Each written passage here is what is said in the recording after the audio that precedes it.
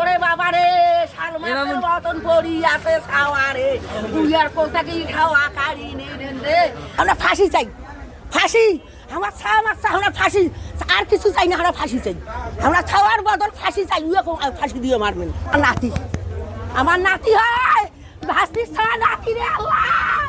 আল্লাহ কে আমার বাড়িতে বলতাম আছে আল্লাহ ও কায় রানি করি ডাকাইবে আল্লাহ ওরে আল্লাহ রে ওরে আল্লাহ 3 লাখ টাকা দেন ছাওয়া যা নিয়ে এসেন ওয়ানের নাম্বার তো মনে করে কল দিয়েছে কল দেওয়া মাত্র খালি কইছে 3 লাখ টাকা আমার ধরে এসে ছাওয়া বাদ আমার সব ঠিক আছে এখনো ছাওয়া মারি নাই কিছু করি নাই 80 টাকা দিয়ে আসি অমুক জায়গা খালি এই কর অমুক জায়গাটা কোয়া তাতে ফোন কাটিয়ে দিয়েছে আর এত চেষ্টা করি ফোন দেওয়ার ভাইও তখন টেস্ট করছে আর যাকে ফোন যায় না যারা মারছে আসামি